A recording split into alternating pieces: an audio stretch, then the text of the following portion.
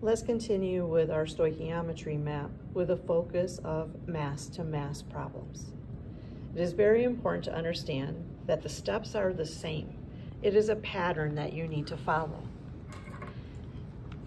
If we're going to do a mass-to-mass problem, it can also be called a gram-to-gram problem.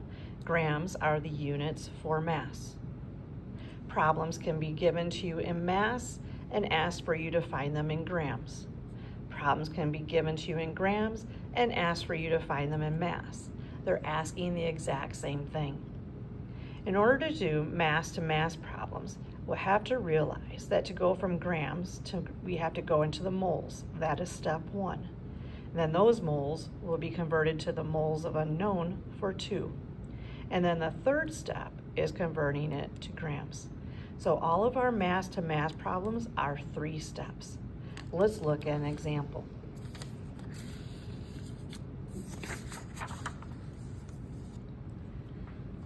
What mass of iron is needed to react with sulfur in order to produce 96 grams of iron 3 sulfide according to the following equation?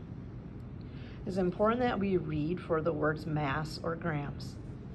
We have the words mass of iron, and we have 96 grams of iron 3 sulfide.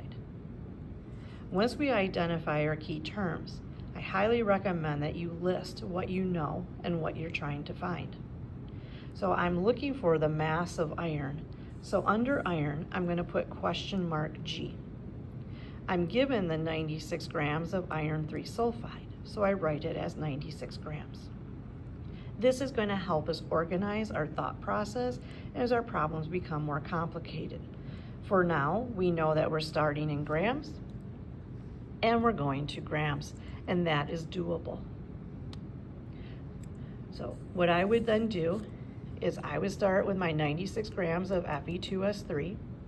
I know it's going to be a 3-step problem, so I set up my 3 relationships. Now I just have to figure out how to fill in those relationships.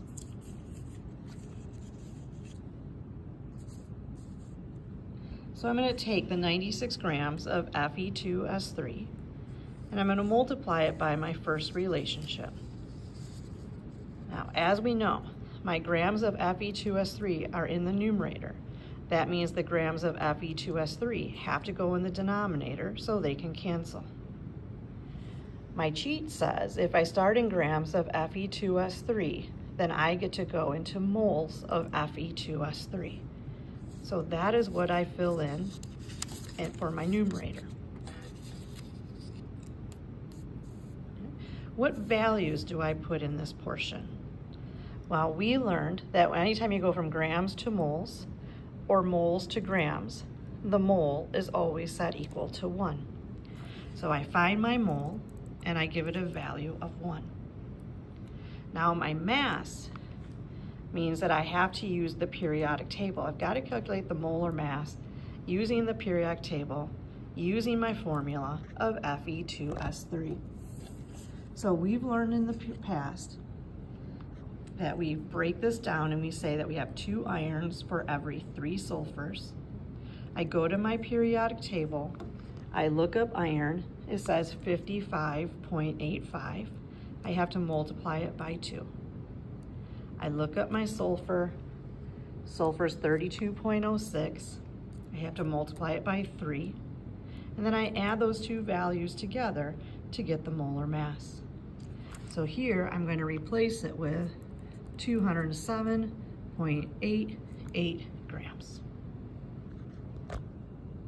And I continue on. Since my grams of Fe2S3 are gone, that means I'm in moles of Fe2S3. So I have to move moles of Fe2S3 to the denominator so they can cancel. My cheat says I can take the mole of Fe2S3 and go to the moles of what I'm looking for, which is iron. So I'm going to put moles of iron in the numerator. To convert between these two, I have to use the molar ratio, which are the coefficients from the balanced equation. I have Fe on top, so my coefficient for Fe is 2.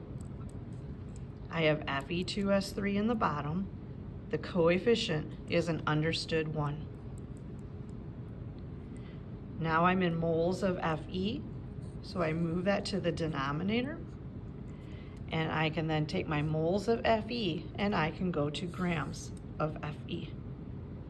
Again, when I go from moles to grams, the mole is always set equal to 1.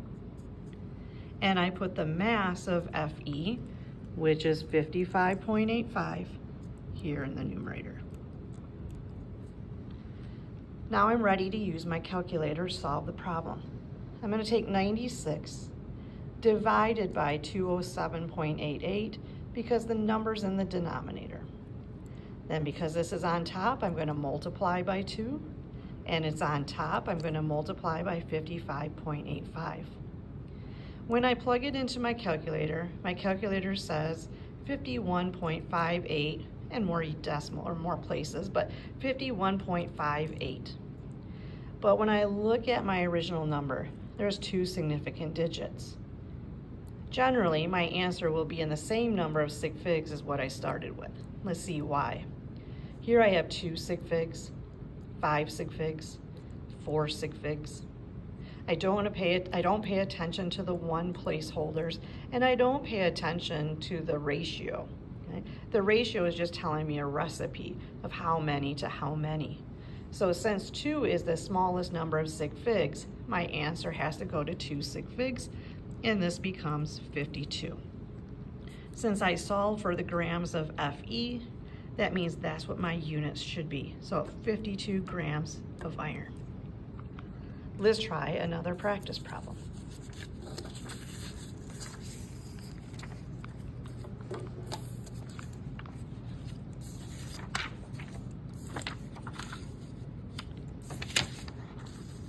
What mass of zinc is needed to react with 23.1 grams of phosphoric acid, according to the following equation? You can see that I underline mass of zinc, and I have my mass of phosphoric acid. Here's my balanced chemical equation.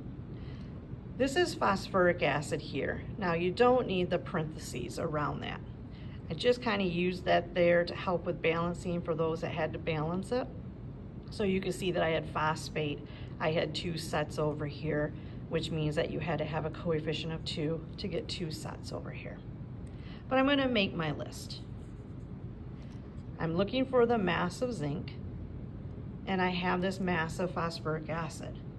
Remember, it's okay that the given and the question mark are on the same side of the reaction. It just means we don't need to pay any attention to these guys over here. Okay? We're just going to do a mass to mass problem. And as we said, a mass to mass problem is going to require 3 steps. So I bring down what I'm given, and I put in my 3 relationships. Okay? Let's fill it in.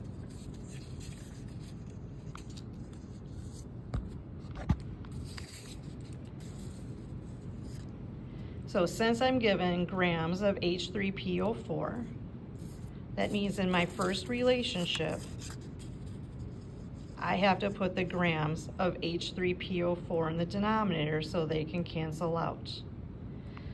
I now can go from grams of H3PO4 into moles of H3PO4. When I go from grams to moles, the mole is set equal to 1. And my mass value here is the mass from the periodic table. So I have to look at my formula of H3PO4. I have 3 hydrogens, 1 phosphorus, 4 oxygens, and I look up hydrogen's mass, 1.01, multiply it. I only have 1 phosphorus. Phosphorus has a mass of 30.97, and I have 4 oxygens at 16 apiece, multiply it, and I add them together to get 98.00.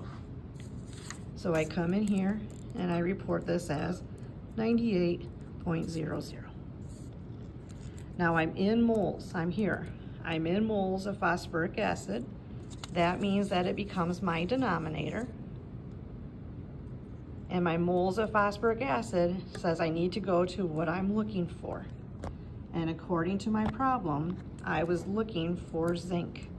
So I'm going to put the mole of zinc in the numerator. To go from phosphoric acid to zinc, I use the ratio, it's the coefficients. So let's look at that balanced chemical equation here. Zinc is on top. I have a coefficient of 3. Phosphoric acid has a coefficient of 2. Now I'm in moles of zinc, so mole of zinc has to go in the denominator. And now I'm at moles of zinc going to grams of zinc going in the numerator. And remember, moles to grams, the mole is set equal to 1. And then I look up zinc's value. Zinc is 65.37. And now I can calculate it out. So 23.1 divided by 98, multiply it by 3, divide it by 2, multiply it by 65.37, and my calculator says 23.11, etc., etc. Here I have 3 significant digits, 4, and 4 significant digits. So my answer is going to be in 3 significant digits, which is going to give me 23.1. My final units, I ended in grams of zinc, so I have grams of zinc. So 23.1 grams of zinc.